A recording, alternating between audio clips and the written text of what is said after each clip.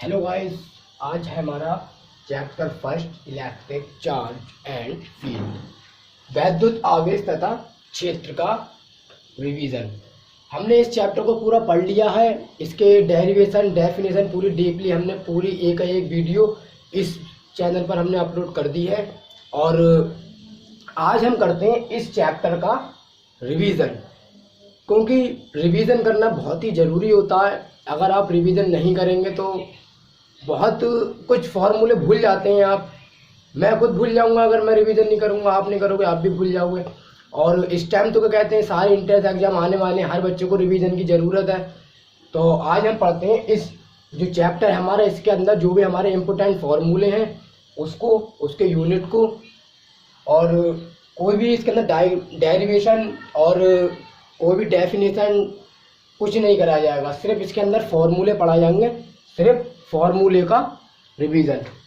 तो सबसे पहले हमने इसके अंदर बात करी थी इलेक्ट्रिक चार्ज। हिंदी और इंग्लिश दोनों में मैं लिख दे रहा हूँ ताकि आपको इंग्लिश भी पता चल जाए और हिंदी भी पता चल जाए। बाकी सारे वीडियो तो मैंने सिर्फ प्योर हिंदी में ही पढ़ाई है। अब पता चल जाएगा आपको कि वैद्युत आवेश को क्या कहते हैं। वैद्युत आवेश को कहते हैं इलेक्ट्रिक चार्ज। वैद्युत क्षेत्र को कहते हैं, वैद्युत क्षेत्र को कहते हैं इलेक्ट्रिक फील्ड। तो हिंदी और इंग्लिश दोनों मैं लिख दूंगा। अगर आपको इंग्लिश में दिक्कत हो तो हिंदी में ही सारी वीडियो मैंने पढ़ाई है, वहां से आके आप देख सकते हैं। तो सबसे पहले है हमारा इलेक्ट्रिक चार्ज यानी कि वैद्युत आवेश।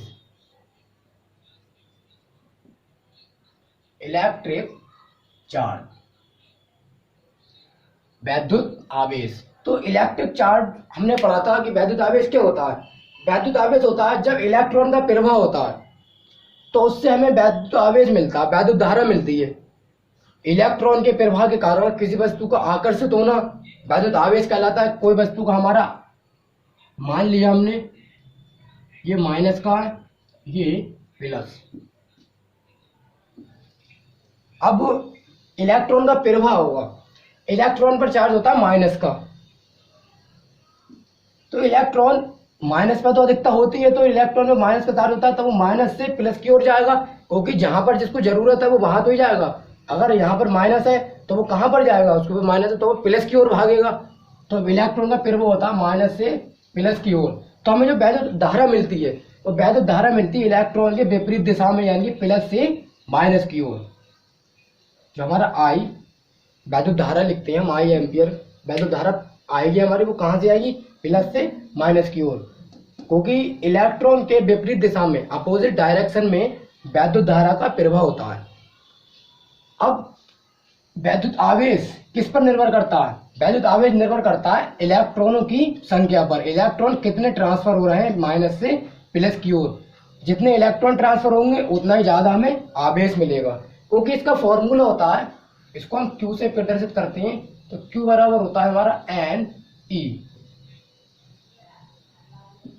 क्यू बराबर होता है एन ई। क्यू क्या है हमारा, वैद्युत आवेश, वो किस पर निर्भर करता है, इलेक्ट्रॉन की संख्या पर। क्योंकि एन क्या है, एन है नंबर ऑफ इलेक्ट्रॉन, और ई है हमारा एक इलेक्ट्रॉन पर आवेश। एन क्या है, नंबर ऑफ इलेक्ट्रॉनों की संख्या,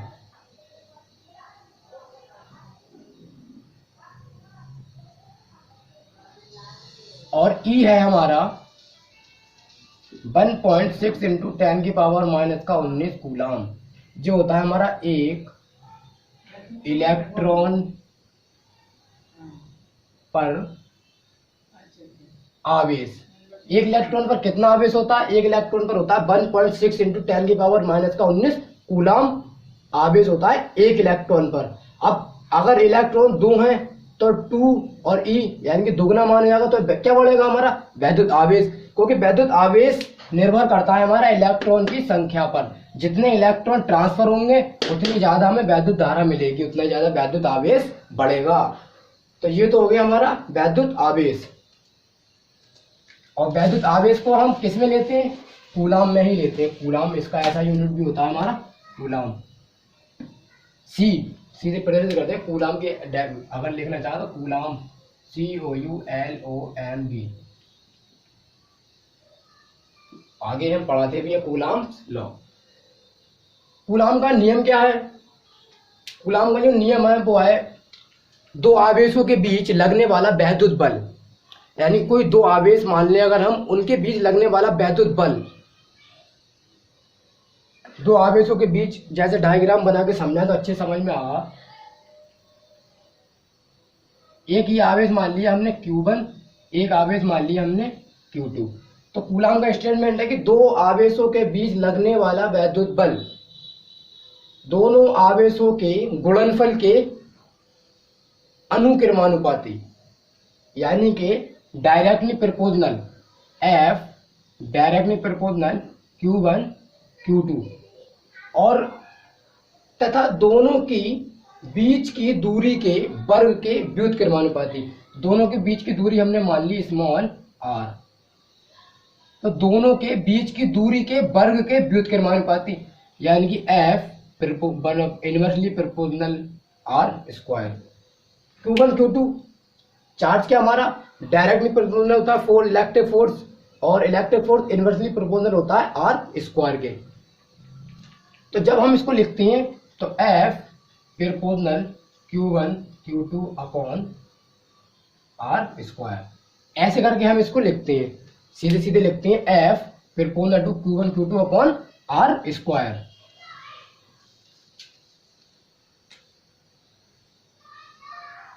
और जब समानुपातिकता का निशान हटता है तो नियतांक आता है, साइंस का नियम है, तो नियतांक क्या आता है, लेकिन k की जगह पे आता है 1 upon 4 pi epsilon not Q1 Q2 upon r square. यह आ गया हमारा कूलाम लॉ का फॉर्मूला। ये बहुत इंपॉर्टेंट फॉर्मूला है, बहुत सारे न्यूमेरिकल इस फॉर्मूले पे लगते हैं। इसकी जगह पे क्या आगा कांस्टेंट, जब समानुपातिकता का निशान हटेगा तो बराबर के आगा, लेकिन के का मान होता है 1 अपॉन 4 एप्सिलॉन नॉट, के भी आता है यहाँ पर, लेकिन बाई और निर्वात में बात कर रहे हैं अगर हम, तो के का मान होता है 1। तो Q1 Q2 upon r square force है, यानी कि न्यूटन। अब इसके अंदर हमने बताया था कि F क्या होता है, F होता है हमारा फोर्स, Q1 Q2 क्या हमारे चार्ज है क्योंकि आवेश है, और R क्या है दोनों आवेशों के बीच की दूरी। अब एप्सिलॉन नॉट क्या होता है, एप्सिलॉन नॉट होता है हमारा निर्वात की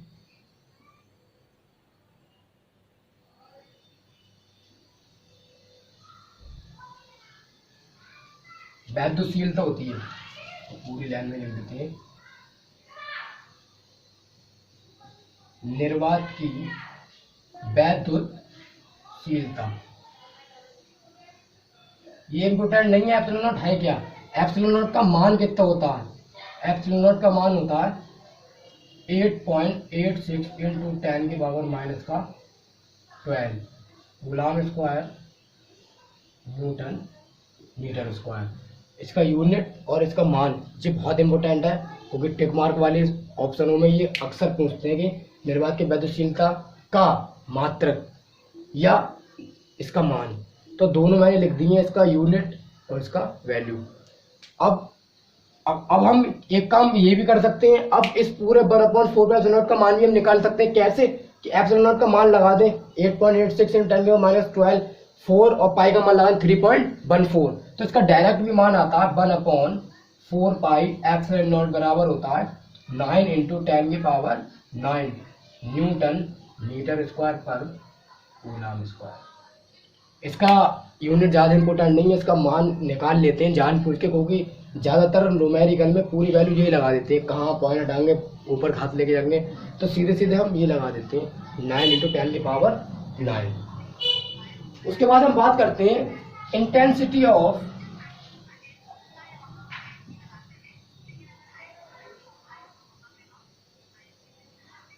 electric field. Intensity of electric field,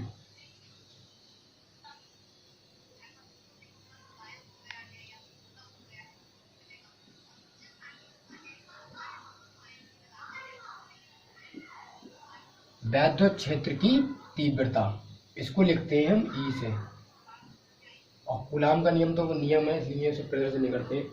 तो वैद्युत क्षेत्र की तीव्रता क्या होती है, वैद्युत क्षेत्र की तीव्रता होती है हमारी E equal to F upon Q0, अगर वेक्टर F आता तो सीधे सीधे इसका फॉर्मूला ये होता है, लेकिन इस फॉर्मूले का कहीं से कहीं तक कोई यूज नहीं होता है। फॉर्मूला ड्राइव करते हैं हम, अगर आवेश Q0 आया तो हम परिमाण में समान आवेश जो मानते हैं वो ये वाले लेते हैं।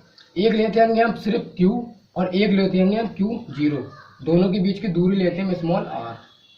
अब इससे तो फॉर्मूला ये वाला आया था, कूलॉम्स के नियम को फिर से रिवाइज कर लेते हैं एक बार। अब Q0 और Q0 है, Q और Q0, तो F क्या होगा, F बराबर आगा 1/4πε0 Q0 upon r square.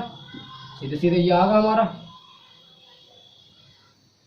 Newton में ही आगा वो। अब क्योंकि क्यों आया, क्योंकि Q1 Q1 Q2 Q0 Q1 Q2 Q0 Q0, सिर्फ हमने मान लिया यहाँ पर Q1 Q1 Q2 माना था, यहाँ पर Q1 Q0 माना। क्यों माना, क्योंकि अब E में हम F का मान लगा देते हैं। देखो E बराबर F का मान क्या है, F का मान है 1/4πε0 Q0 upon r square into जो वाला Q0 से Q0 कैंसिल, तो E बराबर 1/4πε0 Q अपॉन r स्क्वायर। अब वैद्युत क्षेत्र की तीव्रता का जो फॉर्मूला आया वो फॉर्मूला आया E बराबर 1/4πε0 Q अपॉन r स्क्वायर, क्योंकि सारी चीज कैंसिल हो गई, Q0 तो Q upon r square Newton पर कूलॉम इसका यूनिट। 1 2 3 चीज हो गई। अब इसके बाद पढ़ते हैं वैद्युत क्षेत्र की तीव्रता होती है वो दो भागों में होती है। एक होती है हमारी अक्षीय स्थिति में और एक होती है हमारी निरक्षीय स्थिति में। तो वैद्युत क्षेत्र की तीव्रता पहले पढ़ते हैं हम अक्षीय स्थिति, उसके बाद पढ़ते हैं हम निरक्षीय स्थिति। तो ये मैं मिटा दे रहा हूँ, यहाँ तक आप स्क्रीनशॉट ले लीजिए, इसको नोट कर लीजिए, चाहे यहाँ से लेके यहाँ तक, क्योंकि जगह कम है।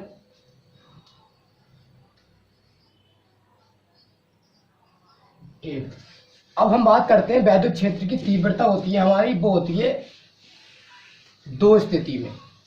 एक होती है हमारी एक्सिस, एक होती है न्यूट्रल पॉइंट।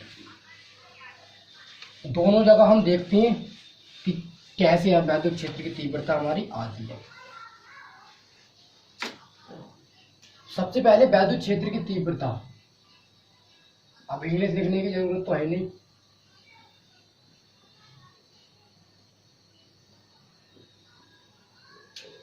वैद्युत क्षेत्र की तीव्रता पहले है हमारी, यहीं पर करा देते हैं अक्षीय स्थिति।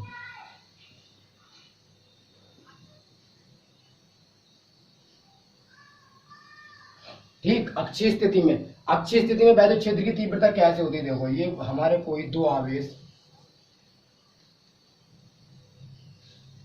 Q1 ना लेना प्लस Q ले लें हम, यहाँ पर ले लें माइनस का Q। मध्य बिंदु हमने ले लिया, इसको ले लिया हमने A O B, यहाँ से यहाँ तक की दूरी L, यहाँ से यहाँ तक की L, तो A से B तक की टोटल दूरी 2L। ये क्या है, ये वैद्युत द्विध्रुव आघूर्ण है, परिमाण में समान तथा विपरीत प्रकार के दो आवेश परस्पर अल्प दूरी में रखे हों, ऐसे निकाय को वैद्युत द्विध्रुव कहते हैं।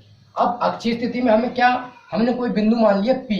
अक्षीय स्थिति यानी कि इसके अक्ष में स्थित है, इस O से यहाँ पर कोई बिंदु P स्थित है, जिसकी दूरी कितनी है, स्मॉल r, जिस पर हमें वैद्युत क्षेत्र की तीव्रता ज्ञात करनी होती है P बिंदु पर। तो इसका जो वैद्युत क्षेत्र की तीव्रता आती है वो आती है E बराबर 1/4πε0 2P अपॉन r Q,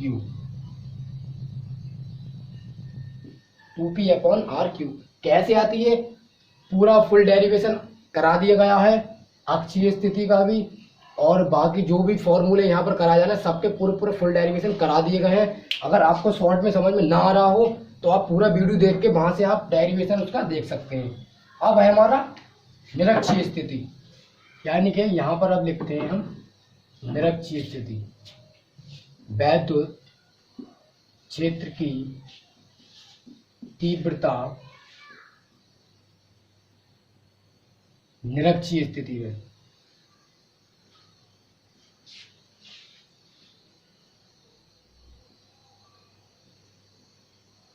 अब निरक्षीय स्थिति में तो क्षेत्र की तीव्रता कैसे होगी? फिर से यही वाला डायग्राम हम बनाते हैं।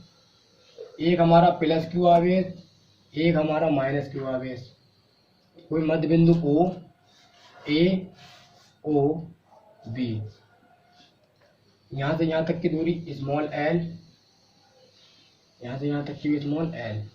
अब सेम बन गया, 2l भी हो गई दूरी l प्लस l 2l। लेकिन अब यहाँ पर अक्षीय स्थिति है, अब यहाँ पर निरक्ष में स्थित है, यानी कि बिंदु P जो हमारा है वो यहाँ पर स्थित है निरक्ष में बिंदु P। तो यहाँ पर एक ट्रायंगल बन जाता है, और जिसकी दूरी कितनी है, O से P तक की दूरी कितनी है, स्मॉल r। लेकिन अब यहाँ को है, लेकिन अब यहाँ को है, तो ये भी स्मॉल r। यहाँ पर कोण बन गया हमारा 90 अंश का, और जब हमने कोण मान लिया थीटा, ये वाला कोण मान लिया हमने थीटा। अब ये ट्रायंगल बन गया, यानी कि ए ओ पी और ओ बी पी, दो हमारे ट्रायंगल बन गए। अब इसके अंदर ये होता है हमारा लंब, ये होता है आधार, ये होता है हमारा कर्ण। पाइथागोरस प्रमेय से हम कर्ण निकाल सकते हैं। अगर हमें आधार दिया हुआ है और लंब दिया हुआ है तो कर्ण निकाल सकते हैं। तो कर्ण निकालते हैं तो कर्ण आता है √r² प्लस l², और इसका भी कर्ण क्या होगा, r² प्लस l², क्योंकि दोनों के लंब और आधार समान है तो दोनों का कर्ण समान है। क्योंकि पाइथागोरस प्रमेय लगाते हैं, इसके अंदर कर्ण का स्क्वायर बराबर आधार का स्क्वायर प्लस लंब का स्क्वायर। पूरा डेरिवेशन करा दिया है हमने। तो इसका जो फॉर्मूला आता है, उसका फॉर्मूला आता है E = 1/4πε0 P/r³। ये हो गया हमारा एक्सिस पॉइंट पे, ये हो गया हमारा न्यूट्रल पॉइंट पे। दोनों और हमारी वैद्युत क्षेत्र की तीव्रता आ गई। अब बात करते हैं हम इलेक्ट्रिक डायपोल मोमेंट की। इलेक्ट्रिक डायपोल मोमेंट,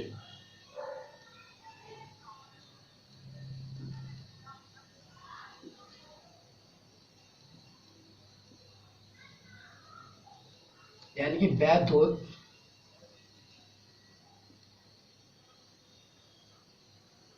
द्विध्रुव आघूर्ण,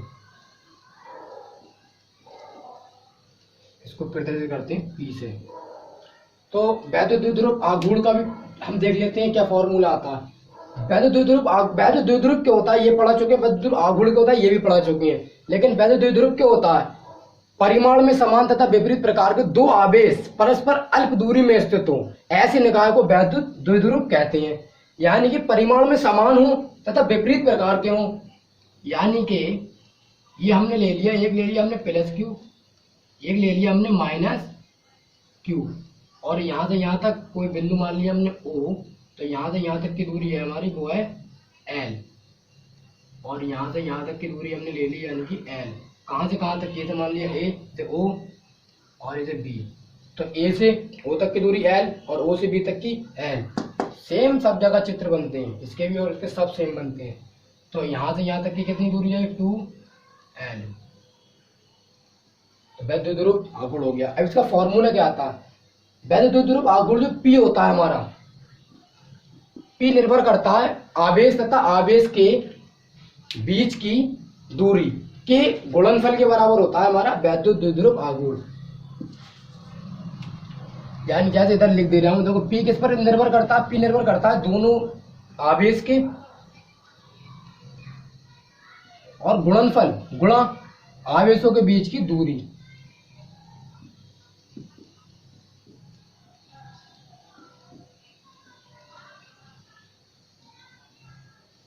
आवेश गुणा आवेशों के बीच की दूरी।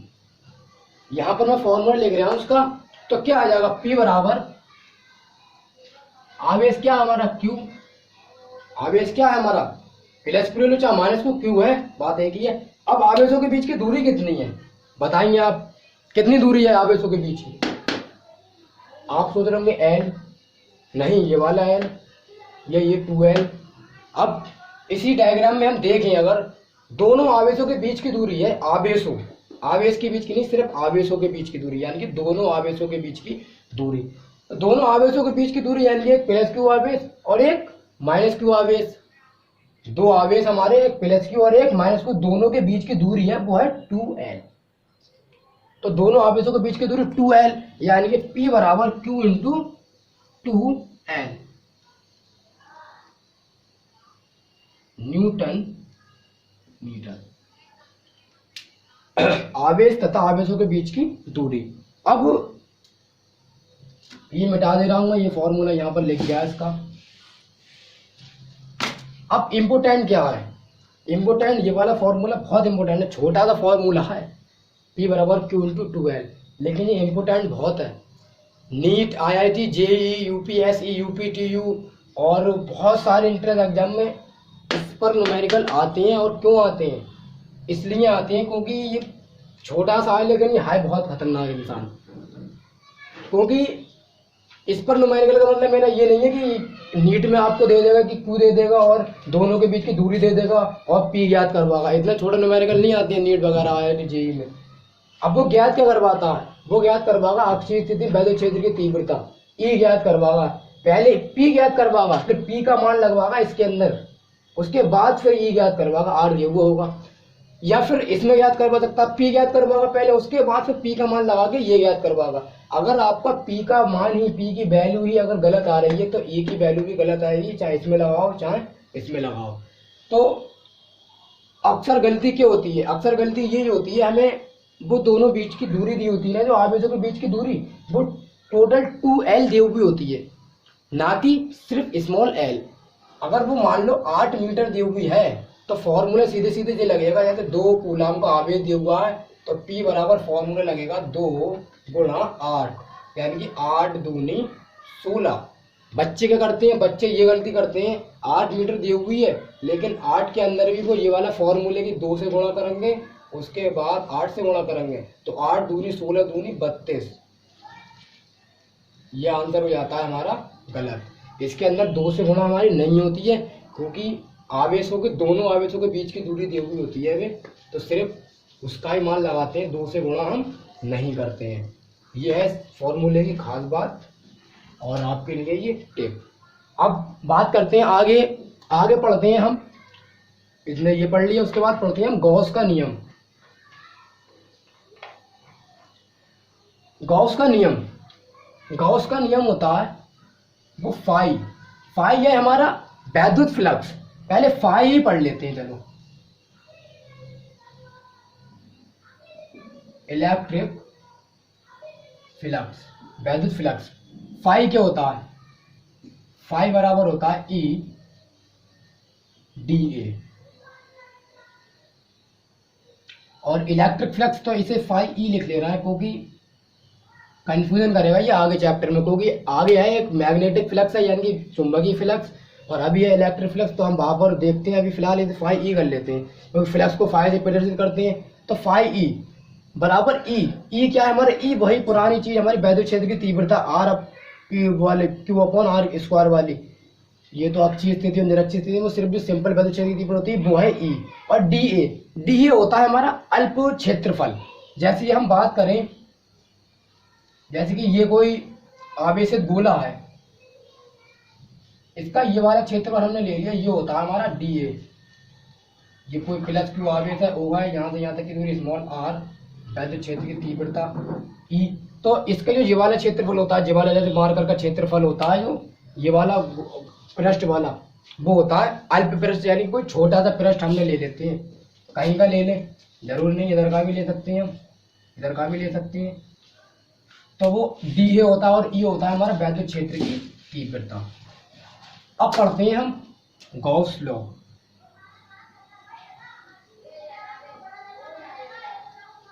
गॉस का नियम क्या कहता है, गॉस का नियम यही कहता है जो हमारा वैद्युत फ्लक्स होता है वो, यानी कि वैद्युत फ्लक्स फाई E, वो किसके बराबर होता है, वो होता है हमारा आवेश का 1/ε0 गुना होता है।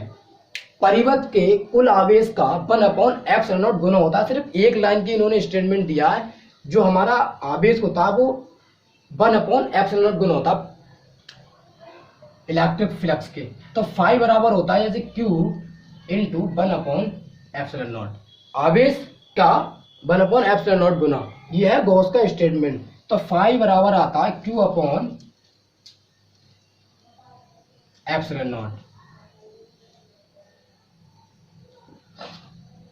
सिर्फ इतनी सी फॉर्मूला है इसका, बाकी सब फॉर्मूले हमने मिटा दिए कुछ, और कुछ यहाँ पर लिखे हुए हैं।